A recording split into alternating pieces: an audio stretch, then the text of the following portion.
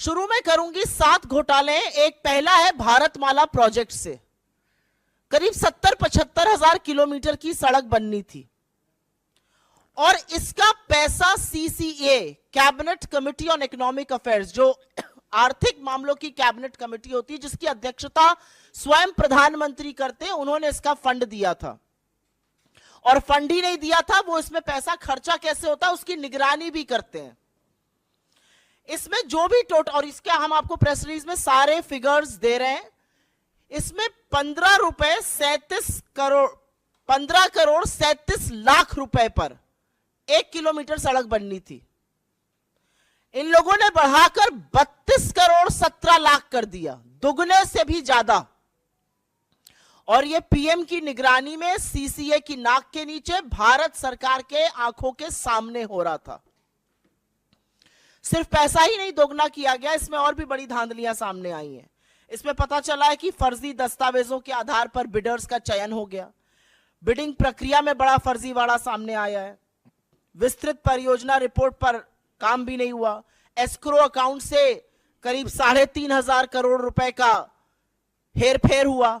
और सबसे बड़ी बात यह है कि इसके किसी भी जब रोड बनता है तो एक सेफ्टी कंसल्टेंट रखा जाता है कि आपके और हमारे जैसे लोग जो इस देश के नागरिक हैं जब सड़क पे चलें तो सुरक्षित रहें। सरकार ने यह भी जरूरी नहीं समझा, भारतमाला के कितने ही हिस्सों में एक भी सेफ्टी कंसल्टेंट नहीं है। तो अगर आप भारतमाला की किसी सड़क पर चल रहे हैं करीब 70,000 किलोमीटर की, तो अपनी जान की, अपने माल की, अपने खुद के रखवाले आप हैं, सरकार की जिम्मेदारी नहीं, क्योंकि उनके पास सेफ्टी कंसल्टेंट रखने का टाइम ही नहीं था। तो भारतमाला में दुगनी करी लागत और हर तरह के फर्जीवाड़ा करके भगवान जाने किसको किसको ये टेंडर दिए गए, जिन्होंने सेफ्टी कंसल्टेंट्स तक नहीं रखे, एस्क्रो अकाउंट से हेराफेरी हुई। फिर यही द्वारका एक्सप्रेसवे में स्वीकृत लागत जो थी वो करीब 18 करोड़ प्रति किलोमीटर थी। सरकार का कहना है बहुत बढ़िया बना है द्वारका एक्सप्रेसवे, अच्छी बात है, बनना अच्छा भी चाहिए। उसकी कीमत 250 करोड़ प्रति किलोमीटर हो गई। कहां 18 करोड़ प्रति किलोमीटर स्वीकृत और कहां 250 करोड़ प्रति किलोमीटर। और आप ये सोचिए कि 2 किलोमीटर बनाने में 500 करोड़ खर्चा हो गए और उस 500 करोड़ में मंगलयान पहुंच गया। यह सरकार की असलियत है। मंत्रालय ने एक एक्सप्लेनेशन इशू किया, वो सवाल और उजागर करता है। क्या बन गया भाई ऐसा? कौन सा ऐसा विश्व का 8वां 9वां अजूबा बना जिसकी कीमत 18 करोड़ से बढ़कर 250 करोड़ प्रति किलोमीटर हो गई? अब ऐसा हाईवे बना हुआ जिसमें आप चेहरा देख सकते होंगे, अन्यथा तो इतना कीमत बढ़ना बड़ा मुश्किल का काम है। महंगाई की वजह से इतनी कीमत बढ़ नहीं सकती है क्योंकि एस्केलेशन कॉस्ट उसमें होती है। तो ये कमीशन खोरी है, किसने पैसा खाया इसमें? तीसरी, टोल में लूट। आप सब लोग तो खूब टोल देते होंगे आते जाते वक्त। अगर दिल्ली से मुंबई आज जाना हो तो 6,000 रुपए का तो आप टोल ही दे दीजिएगा सड़कों पर, और मजाक नहीं कर रही हूं, जाकर देखिएगा 6,000 रुपए का टोल दिल्ली से मुंबई अगर आपको दूरी नापनी है सड़क से। एनएचएआई का रूल है कि अगर टोल के पास या टोल वाली जो सड़क है उस पर कंस्ट्रक्शन होता है तो टोल की कॉस्ट 75% कम होगी। ऐसा नहीं किया गया। मात्र 5 टोल बूथों का, मात्र 5 टोल प्लाजा का सीएजी ने एक रैंडम ऑडिट किया और उसमें पता चला कि करीब करीब 132 करोड़ रुपए अवैध वसूल लिए गए लोगों से। ये मात्र 5 टोल प्लाजाओं की बात कर रही हूं। अगर पूरे देश के टोल प्लाजाओं का ऑडिट हो जाए तो सोचिएगा कितना लाखों करोड़ों का गबन हुआ है। और सड़क पे कौन चल रहा है? सड़क पे धन्ना सेठ चल रहे हैं या आप जैसे और हमारे जैसे मध्यम वर्ग, निम्न मध्यम वर्ग, गरीब लोग चल रहे हैं बसों से, गाड़ियों से, और वो सारा कॉस्ट निकालता है। तो 132 करोड़ तो टोल में लूटे। और एक और ऑडिट में पता चला है कि करीब 135 करोड़ एनएचएआई ने राजस्व का नुकसान किया।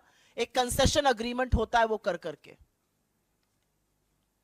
आयुष्मान भारत, पूरे वक्त लोकसभा में यही सुनाई दे रहा था, हर जगह प्रधानमंत्री इसकी बात करते हैं। ये तो घोटालों का योजना निकली।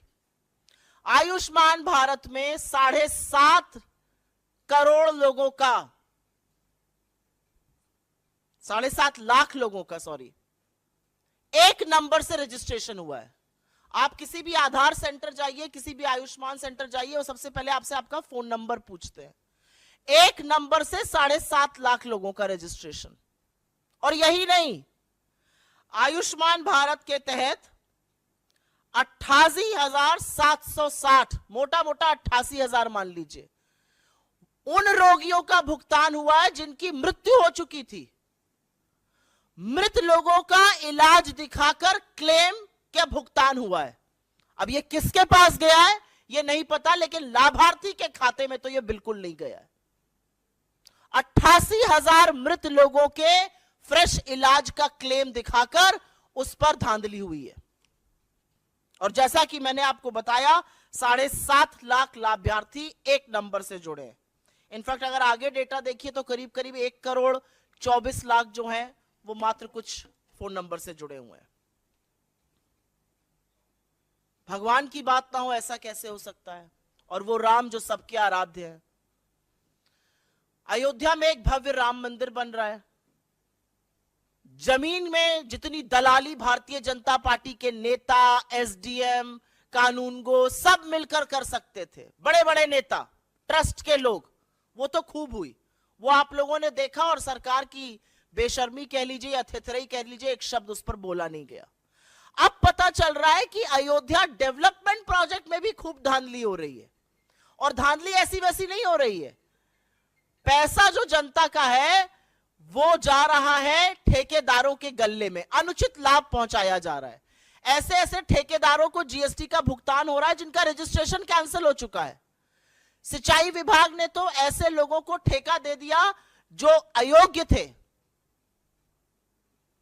जो कार्यान्वयन एजेंसी है उत्तर प्रदेश राजकीय निर्माण निगम, उन्होंने परफॉर्मेंस गारंटी का एक पैसा होता है जो ठेकेदारों से जमा कराना होता है, वो तक जमा नहीं कराया। तो ये तो भगवान के नाम पर लूट मची हुई। पहले जमीन की धांधली में सस्ते में जमीन लेकर महंगे महंगे दामों में ट्रस्ट को बेचकर खूब पैसा कमाया इन तथाकथित राम भक्तों ने। हमारे आराध्य को, हमारे ईश्वर को भी नहीं छोड़ा। और अब उसी अयोध्या डेवलपमेंट प्रोजेक्ट में बड़ा घोटाला सामने आ रहा है कि करीब करीब 20 करोड़ रुपए तो ऐसे ठेकेदारों के गल्ले में गए जो अयोग्य थे। रजिस्ट्रेशन कैंसिल, जीएसटी का भुगतान आ रहा है।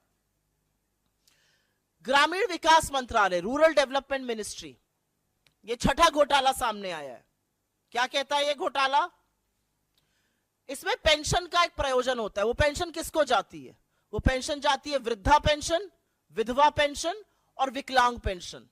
हर गांव में अगर आप आज की तारीख में चले जाइए तो आपको 10 लोग ऐसे मिल जाएंगे, वृद्धा, विकलांग, वृद्ध मिलाकर, जो कहेंगे हमारी पेंशन नहीं आ रही है। किसी भी जगह चले जाइए वो कहेंगे हमारी पेंशन नहीं आ रही है। फिर हम उनको दिलासा देते हैं कि हम कुछ करते हैं, फिर हम डीएम को चिट्ठी लिखते हैं, फिर डीएम कहता है कि नहीं ऐसा आवंटित फंड कम हो गया है, क्या किया जाए। ऐसा तमाम जगह होता है, एटलीस्ट जहां जहां मैं जाती हूं वहां जरूर होता है।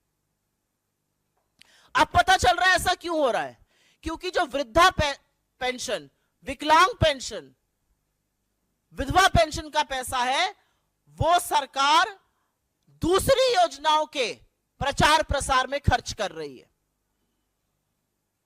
सीएजी की रिपोर्ट से यह सामने आया है कि सरकार ने इस पैसे से होर्डिंग लगवाए ग्राम समृद्धि स्वच्छ भारत पखवाड़ा के 19 राज्यों के हर जिले में। जो पैसा एक विधवा के खाते में जाना चाहिए था, जो एक विकलांग के खाते में जाना चाहिए था, जो एक वृद्ध के खाते में जाना चाहिए था, उससे 19 राज्यों के हर जिले में होर्डिंग लगाए गए स्वच्छ भारत पखवाड़ा के। और अंत में एचएएल को भी घसीटा है सीएजी ने। विमान इंजन की डिजाइन प्रोडक्शन की खामियों का गंभीर आरोप लगा है, जिससे करीब राजस्व को 154 करोड़ रुपए का नुकसान हुआ है।